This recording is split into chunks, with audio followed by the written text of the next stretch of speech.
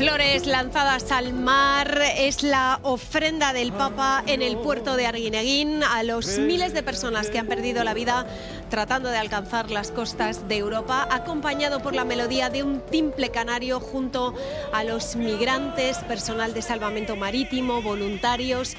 León XIV ha celebrado aquí en Gran Canaria su acto más emotivo y comprometido.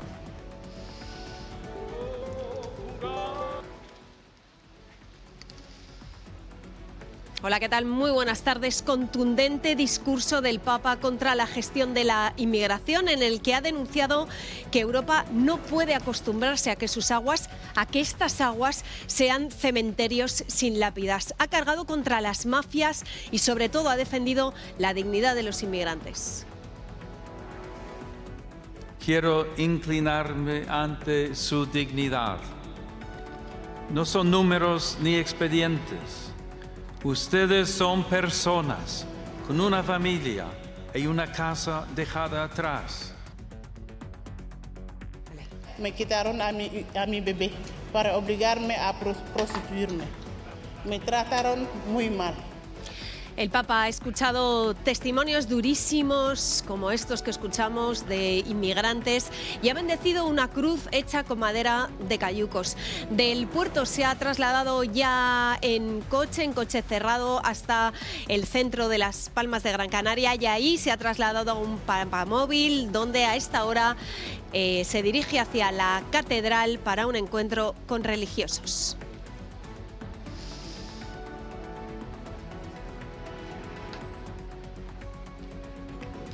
Es desde luego una de las noticias de este día, pero Lourdes, han pasado más cosas.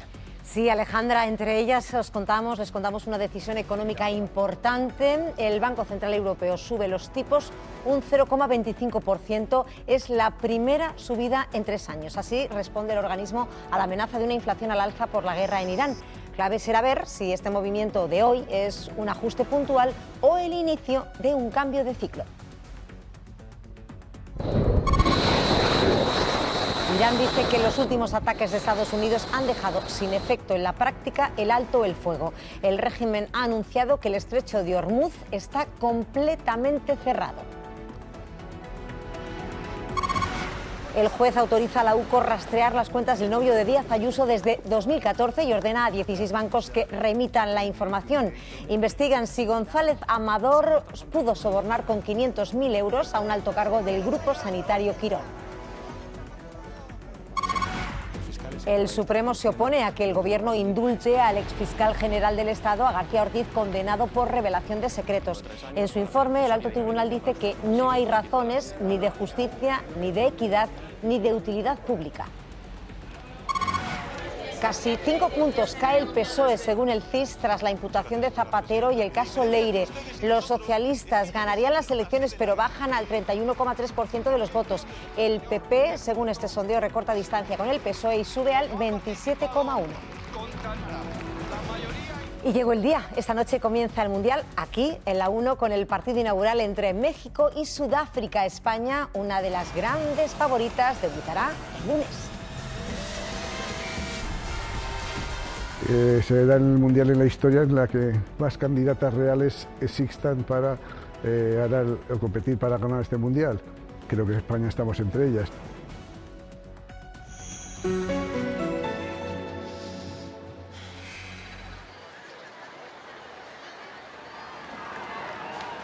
Es imagen en directo del papamóvil recorriendo ya las calles del centro de Las Palmas de Gran Canaria, las calles del corazón de la ciudad, del barrio de Vegueta, donde el Papa se va a dirigir en estos momentos a la catedral donde va a tener un encuentro con la comunidad religiosa de la ciudad, un encuentro con los fieles. Allí va a tener esa ceremonia, pero antes, como decimos, ese baño también de masas aquí en las islas, en esta ciudad, en la capital de Gran Canaria. Muchas personas llevan desde primera hora esperando en la calle con calor, aguantando para poder ver al Papa de cerca.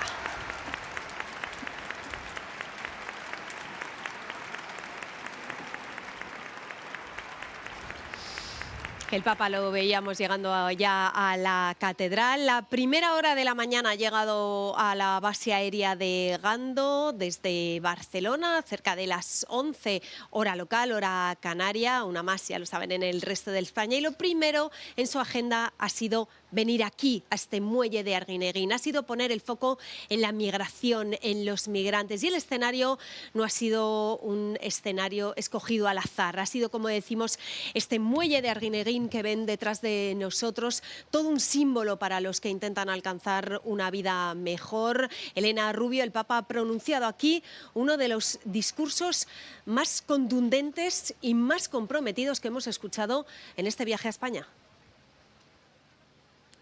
Sí, desde luego, además lo ha dicho el pontífice, venía aquí a lanzar un mensaje, a dirigirse directamente a las autoridades locales y a las autoridades internacionales, a hablarles de la dignidad humana, a decirles, recordarle a la Unión Europea que no puede permitir que el mar se convierta en un cementerio sin lápidas. El mensaje estaba claro, la Iglesia no va a dar la espalda a la migración y lo ha contado aquí, lo ha hecho aquí en un acto muy emotivo, cargado de símbolos que hemos podido contar en este telediario, gracias también, por cierto, al trabajo de mi equipo Robert Juárez y Celia García Abadillo. Lo hacía todo en Arguineguín, un muelle ya simbólico para el drama de la migración en Europa, pero León XIV no ha querido olvidarse también de lo que sucede en la Isla del Hierro.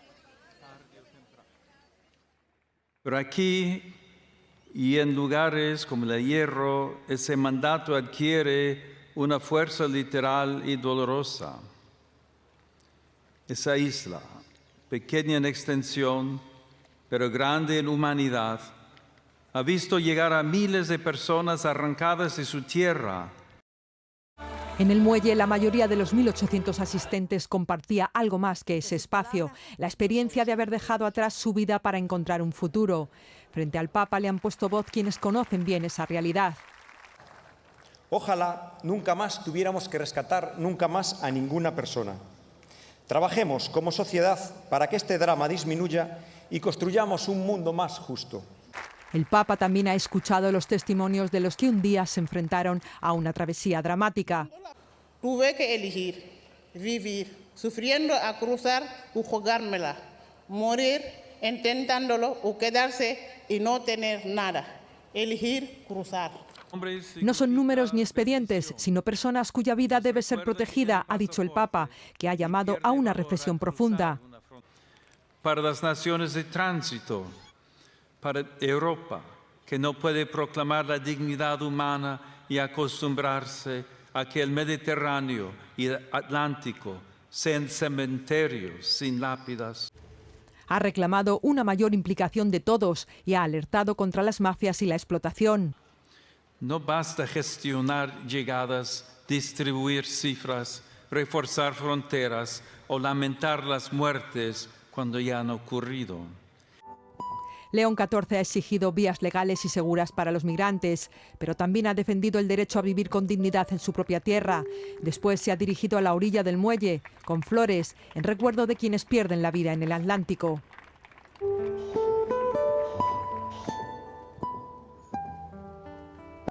El Papa cumple hoy el viaje que Francisco no pudo realizar a una de las rutas migratorias más peligrosas.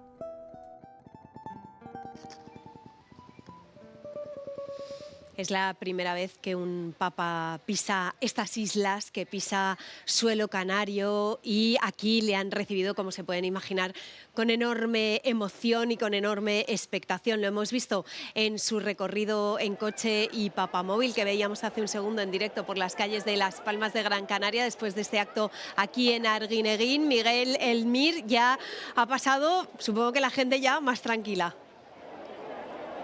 Sí, ya la gente se está comenzando a retirar, vuelve a fluir el tráfico, pero lo cierto es que el Papa León XIV se ha dado un auténtico baño de masas en esta carretera del centro en la que nos encontramos. Ha pasado hace apenas 5 minutos ese papamóvil. León XIV saludaba a uno y otro lado de la carretera y los canarios, muchos canarios le gritaban viva el Papa, pero también que se baje, que se baje. Lo cierto es que el Papa León XIV no se ha bajado, muchos iban con ese móvil en alto para poder recoger ese momento y guardarlo en sus dispositivos y también en sus retinas. A esta hora León XIV ya está en la Catedral de Canarias en ese encuentro con las fuerzas vivas de la Iglesia. Terminado el acto en el muelle de Arguineguín, León XIV ha emprendido el camino a la Catedral de Santa Ana en coche oficial, pero antes otra parada simbólica. En el Teatro Pérez Galdós, donde desde primera hora católicos y curiosos han cogido sitio para verle. Llegué a las 6:30 de la mañana, prácticamente no habían puesto las vallas, no había nadie. Y claro, vine, guardé sitio a mi madre. Con muchísima ilusión. Lo vi en su casa y ahora viene a la mía a verme. Traje a mis niños perrunos, que los quiero con locura, y a mis niños humanos, para que me los bendiga a todos. Ahí ha recibido la llave de oro de la ciudad de la mano de Carolina Darias, la alcaldesa, 30 años que no se daba. El homenaje de Las Palmas de Gran Canaria a esta visita única. Después rumbo al barrio de Vegueta, fundado en el siglo XV. Somos el grupo joven de la Hermandad de los Nazarenos de Vegueta. Pero todo lo que se pueda amenizar. Nunca pensé que vivir esto, de verdad. Y que siga siendo nuestra luz. Puede ser una vez ya en la vida. Y donde se vivirá otro momento destacado, el encuentro con la comunidad religiosa, la catedral, mandada a construir por los Reyes Católicos, en su interior cerca de 600 personas.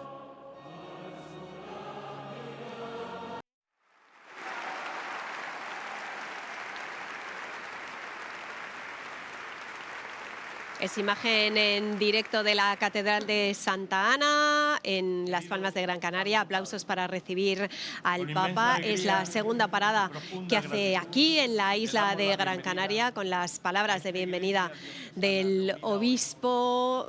Ya saben que toda la comitiva papal va acompañando al Papa en este viaje, y entre esa comitiva papal está siguiendo cada etapa de este viaje nuestra compañera Begoña Alegría. Begoña, hablábamos contigo al principio del especial informativo que hemos arrancado a primera hora de la mañana, para que nos contaras qué significa para el Papa haber recogido el testigo de Francisco, que quería estar aquí en este muelle de Arguineguín para poner el foco en el drama de la inmigración. ¿Qué significa para León XIV haber podido estar aquí hoy en este muelle, el llamado Muelle de la Vergüenza, que ahora quieren que sea el Muelle de la Esperanza? ¿Qué significa para él?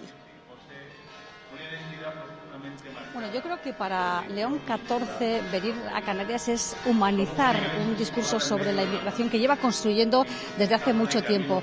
Es una oportunidad para escuchar los testimonios de esas personas que sufren el drama, que se ven obligados a abandonar su hogar, a abandonar a sus familias, caen en manos de la mafia y llegan aquí y no encuentran solidaridad. Y es también una oportunidad de escucharles y mirarles a los ojos, porque si os fijáis en prácticamente toda la agenda de su visita a España está llena de encuentros donde distintas personas le están contando sus problemas, y siempre hemos dicho que este es un papa al que le gusta escuchar, y diría que para el Vaticano era una asignatura pendiente. Como habéis dicho, Canarias nunca ha sido un lugar que haya pisado un papa, y Francisco se empeñó hasta donde pudo por venir hasta aquí. Al final no lo consiguió, y yo creo que en cierto modo se lo debían.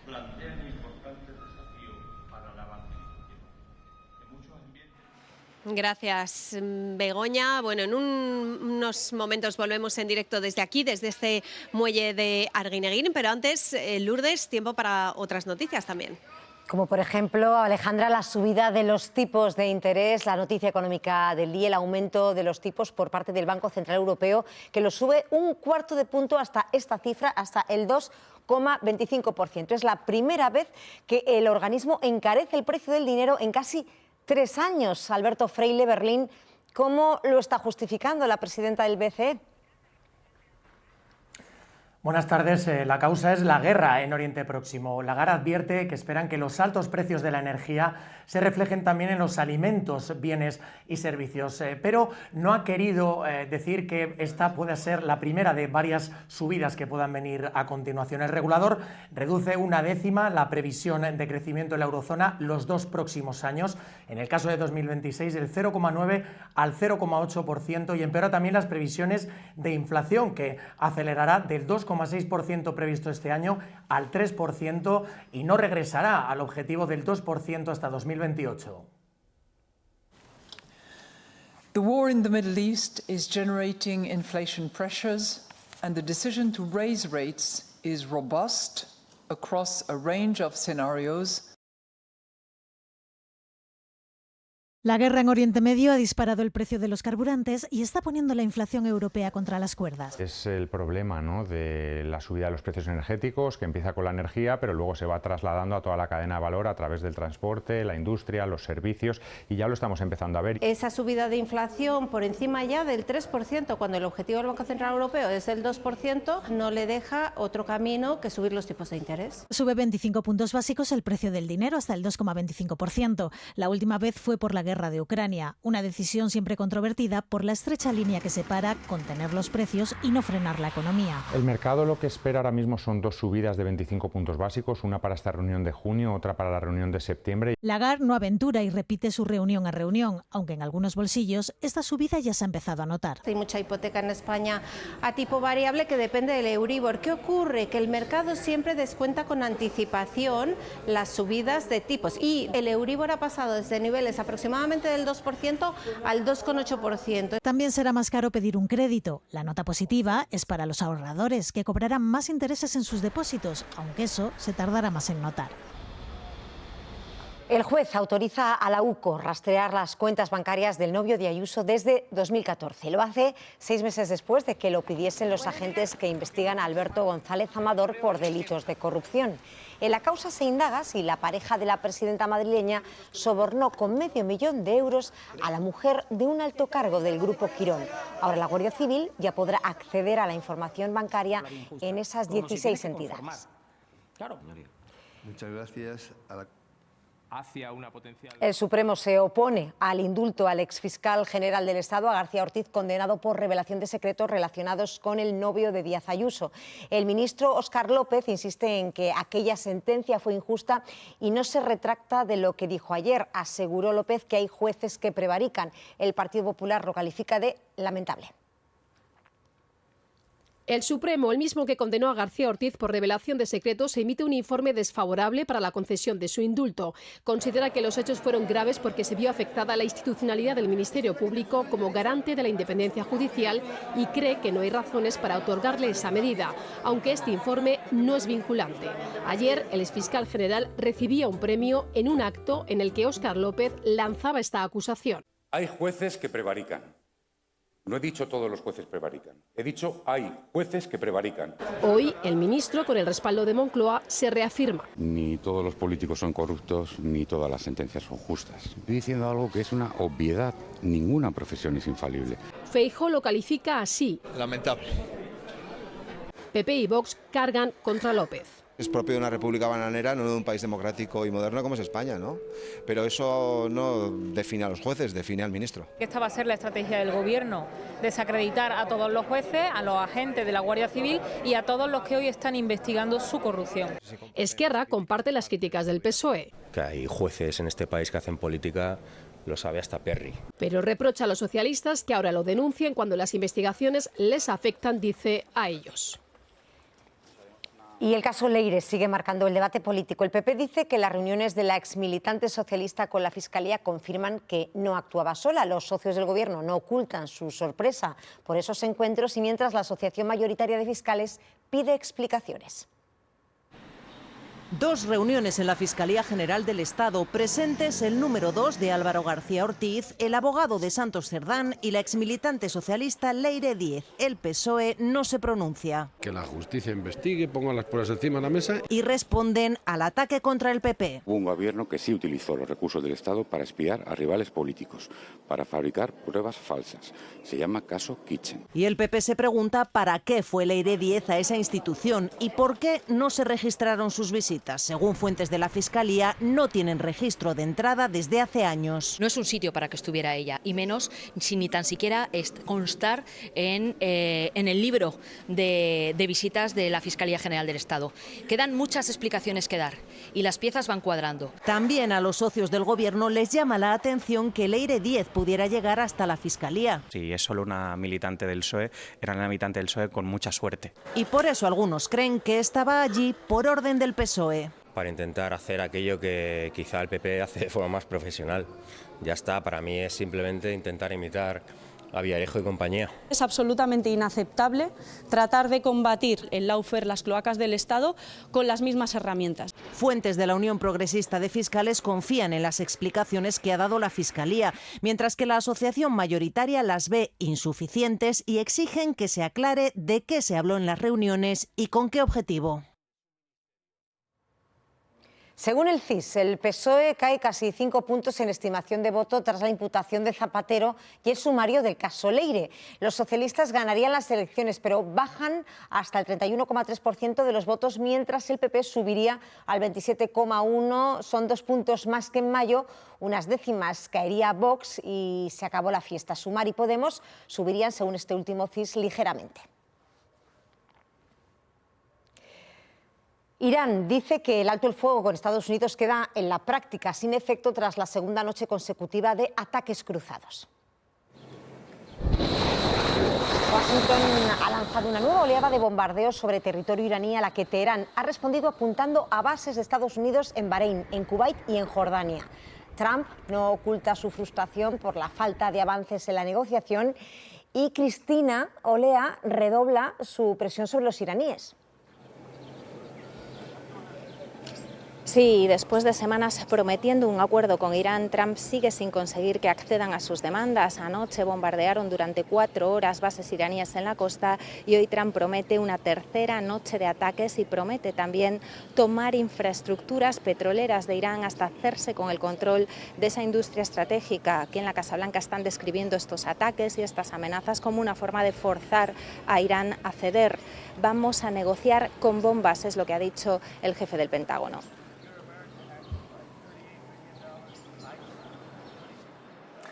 Irán ha respondido otra vez atacando las bases de Estados Unidos en la región, en Kuwait, en Bahrein, en Jordania, pero además anunciando el cierre total del estrecho de Hormuz como medida de presión. Esta mañana el ministro de Exteriores iraní decía que después de los últimos ataques de Estados Unidos ya no tiene ningún sentido seguir hablando de alto el fuego, pero aún así las negociaciones continúan, no se han roto, y esos países que estos meses están intentando mediar, estamos hablando de Egipto, de Turquía, de Arabia Saudí y de Pakistán, les están exigiendo que dejen de atacarse ya, que el diálogo es la única salida. Belfast ha vivido su segunda noche consecutiva de disturbios. Los violentos han vuelto a quemar coches y contenedores y han atacado casas de inmigrantes. El detonante, recordemos, ha sido el apuñalamiento en la calle de un hombre por parte de un solicitante de asilo sudanés. Las protestas han sido agitadas por grupos de extrema derecha.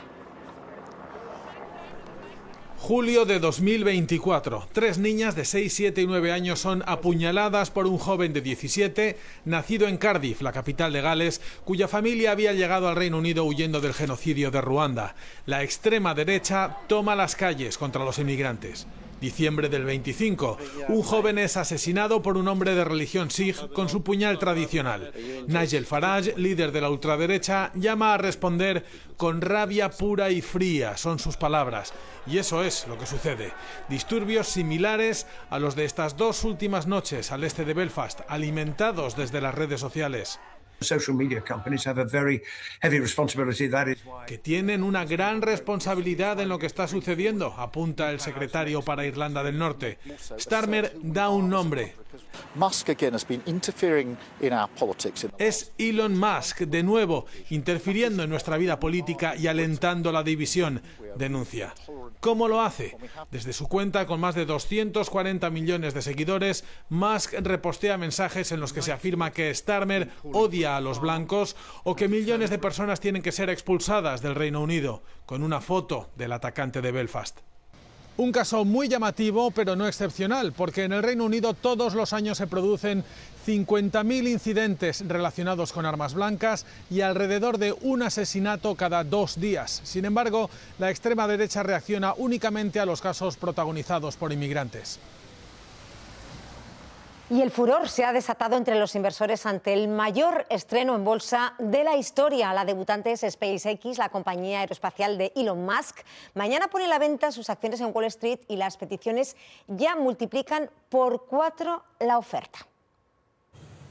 Cuenta atrás para que coticen los 555 millones de acciones de SpaceX, cada título a un precio estimado de entre 118 y 140 euros, con lo que recaudará 65.000 millones de euros, el triple de lo que obtuvieron Aramco o Alibaba, los mayores debuts bursátiles hasta la fecha, que SpaceX pulverizará mañana. Esperamos que el primer día pueda haber una subida importante en la cotización. Durante algunos días lo normal es que el precio tenga cierta tendencia a seguir subiendo. La bolsa valora expectativas y las de SpaceX son estratosféricas. Pequeños inversores y grandes fondos tienen los ojos puestos en esta compañía que tiene 10.000 satélites y que pretende colonizar Marte o poner centros de datos en la Luna. Lo que valora mucho el inversor es el potencial que tiene en crear una red de Internet global, usando también la IA. Ahí hay un negocio que parece muy atractivo, ¿no? Y que parece que va a ser el futuro. A la llamada del Nasdaq acudirán todos los fondos de inversión que querrán rebalancear sus carteras, algo que sacudirá las bolsas. Porque probablemente a lo mejor hay ventas en las otras empresas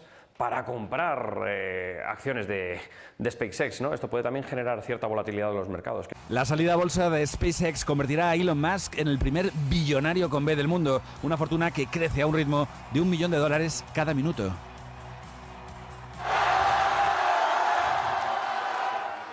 Así han recibido en Mogadiscio al que habría sido el primer árbitro somalí en un mundial de fútbol, si no fuera porque Estados Unidos vetó su entrada al país. Somalia es uno de los países a los que Trump ha prohibido extender visados.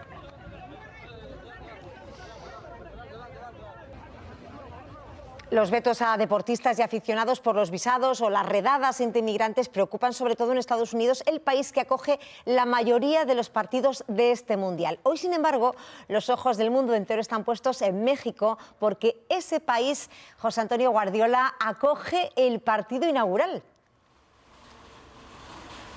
Sí, México acoge su tercera inauguración de un mundial, algo insólito, pero con sensaciones extrañas. Por un lado, hay alegría porque los mexicanos han entendido como propio y casi exclusivo un mundial, a pesar de que aquí se juegan muy pocos partidos de todo el mundial, como decíais, ¿no? Pero a la vez es cierto que hay cierto desánimo porque no se dan las circunstancias para una gran fiesta. El centro, como vemos, está vallado. En los alrededores hay una acampada de miles de profesores que exigen aumentos salariales y hay infinitos cortes de tráfico. Incluso los mexicanos no saben si van a poder seguir el partido inaugural México-Sudáfrica en la pantalla gigante que se ha instalado aquí en el Zócalo, en el corazón de la capital. Y además de eso, está previsto que poco antes de que empiece el partido van a confluir en los alrededores del Estadio Azteca manifestaciones de profesores, de pensionistas, de campesinos e incluso de madres buscadoras de los más de 130.000 desaparecidos que tiene este país. Trump ha cerrado las puertas a todo tipo de migrantes. Ahora promete abrirlas a más de 1 millón de aficionados al fútbol, pero no a todos. Le han negado la entrada a un árbitro de Somalia y va a ser el primero de su país en arbitrar un mundial. Preguntamos al gobierno quién más puede tener problemas, empezando por los 39 países a los que Trump prohibió la entrada. Entre ellos hay 4 selecciones del Mundial: Irán, Costa de Marfil, Haití y Senegal. Varias excepciones específicamente para los atletas, para el staff administrativo de apoyo. Sus jugadores podrán venir, pero sus aficionados no. La guerra también se va a notar. Los futbolistas iraníes dormirán en México, solo pisarán Estados Unidos para jugar los partidos. Y aquí los aficionados hispanos tienen otro temor. ¿Habrá redadas en los estadios en busca de migrantes sin papeles? Si se siguen las reglas de los Estados Unidos, no tendrían que temer, no tendrían ninguna preocupación. Es importante que tengan una copia de su pasaporte, una copia de la visa. Las imágenes tan duras que hemos visto de la policía migratoria arrestando a familias y la política de Donald Trump de restringir la inmigración ahora ensombrecen el Mundial con más países de la historia. 70 personas refrescan el perímetro del incendio de Villanueva de los Castillejos en Huelva, que ha afectado unas 5.000 hectáreas. El fuego se estabilizó anoche y se espera poder darlo en breve por controlado. Aún así, Albert, el riesgo por incendios se mantiene alto y más ahora que, por lo que nos vas a contar, aprieta el calor. Sí, van a continuar subiendo las temperaturas y, como bien decíais, se mantiene el riesgo entre alto y muy alto y en algunos casos extremo durante la jornada de mañana, y lo vemos en colores rojizos en áreas de Andalucía, pero también sube y mucho en puntos del noroeste peninsular, como decíamos, asociado, entre otras cosas, al ascenso de las temperaturas. Mañana vuelven a subir, especialmente en toda la mitad norte peninsular, un ascenso de entre 3, 5, 7 grados, por lo que hablaremos de jornada realmente ya calurosa en buena parte del país. Para mañana llegaremos a los 40 grados en zonas de Extremadura, también lo rozaremos en el Valle del Guadalquivir, pero atención a las temperaturas que se disparan, por ejemplo, en zonas de Galicia, un ascenso de las temperaturas que va a continuar durante los próximos días. El fin de semana también se presenta de pleno verano. Y para refrescar las ideas, la mente, la lectura siempre es la mejor compañera. Hoy hemos buscado en la Feria del Libro de Madrid libros que nos bajen un poco las revoluciones.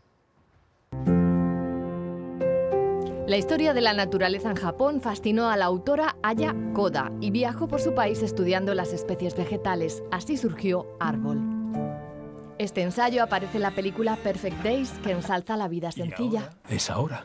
Ahora es ahora. Y ha convertido el libro en fenómeno editorial. Ella ve en cada árbol que se encuentra pues un reflejo de las relaciones humanas, el paso del tiempo, el envejecimiento, los cuidados que nos debemos los unos a los otros. Y calma absoluta es la que destila la novela La liebre y yo, donde Chloe Dalton, asesora del gobierno británico con una rutina frenética, transformó su vida al criar una liebre en la campiña. El encuentro con esta liebre, el cuidado que tiene que tener con ella, tiene en ella el efecto de parar. También le permite reflexionar sobre cómo nos relacionamos con la naturaleza, qué podemos perder si no la cuidamos. Una atención en los detalles minúsculos, el del comportamiento de los insectos, es el que detalla Cristina Sánchez Andrade en su poemario Vida Insecta.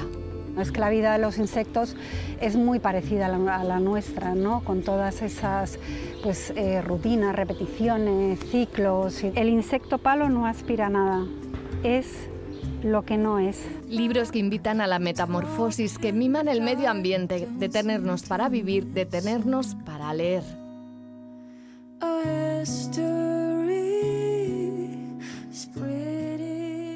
El Papa está en Canarias, allí está mandando un mensaje sobre la inmigración directo a los corazones y a las conciencias de ciudadanos y de políticos. Alejandra. Efectivamente intenso lo que hemos vivido aquí hoy en el muelle de Arguineguín. Ahora mismo el Papa está ya en el interior de la Catedral de Santa Ana de las Palmas de Gran Canaria, donde está teniendo este encuentro con el clero, con la comunidad diocesana, en esa pequeña liturgia que se va a celebrar ahí en la catedral, después de haber recorrido en papamóvil algunas de las calles principales de la ciudad.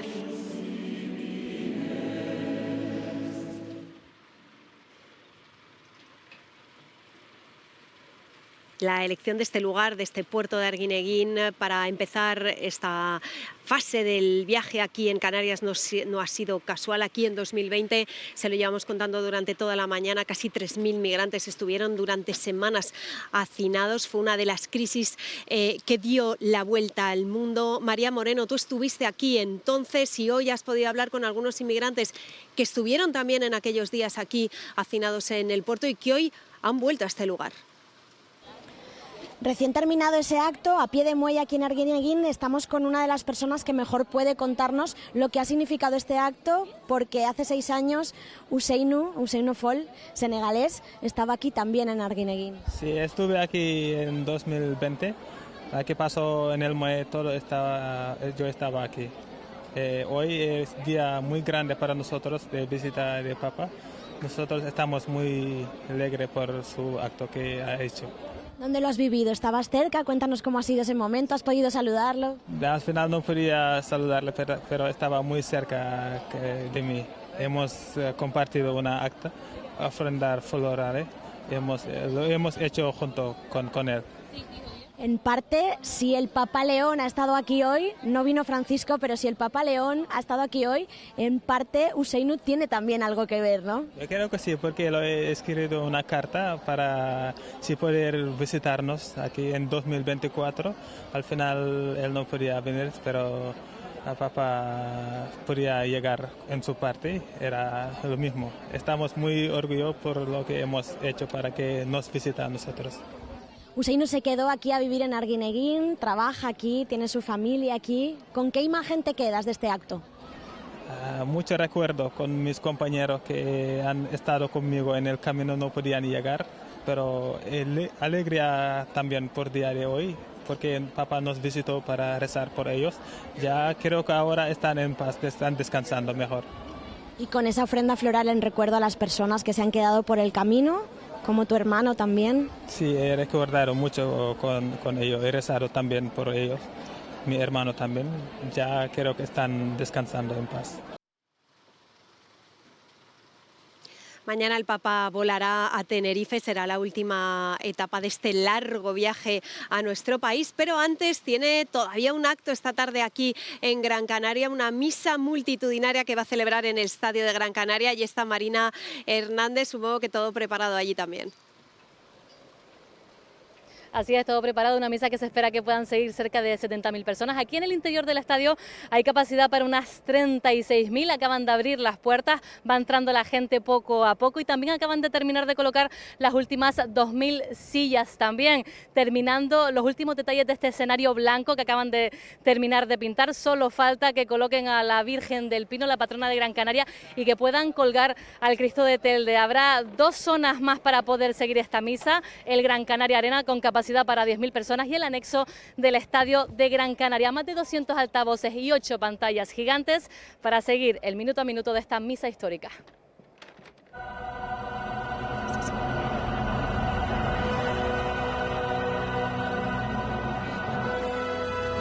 Todavía hoy muchos seguimos impresionados con la espectacular ceremonia de inauguración de la nueva torre de la Sagrada Familia anoche en Barcelona. Un juego de luces, música y pirotecnia puso el broche en la estancia del Papa en Cataluña. Hasta unos drones recrearon el rostro de Antoni Gaudí en el cielo, y nuestro especial, por cierto, logró casi un 15% de cuota de pantalla, más de 1.200.000 espectadores de media.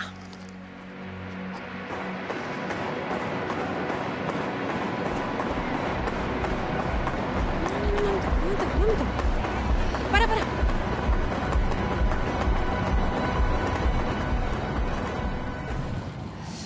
Bueno, que el Papa esté aquí hoy en Canarias es un hecho histórico. Nunca un pontífice había pisado la isla, mucho menos un pequeño muelle como este, el de Arguineguín, así que las labores de emergencia de seguridad han sido tremendas. El dispositivo de seguridad, entre ellos han participado el grupo de actividades subacuáticas de la Guardia Civil, que han tenido la deferencia de dejarnos subirnos a esta lancha, que han estado patrullando el muelle para que todo fuera bien, y además que tienen en el drama de la inmigración una de las tareas más arduas, la tarea de buscar a esos cuerpos de esos inmigrantes que intentan llegar aquí a buscar un mundo mejor a las Islas Canarias. Así que hoy nos van a permitir que despidamos el telediario desde esta lancha. Muchísimas gracias por su trabajo y nosotros les decimos ya hoy adiós aquí en Gran Canaria. Mañana estaremos en Tenerife.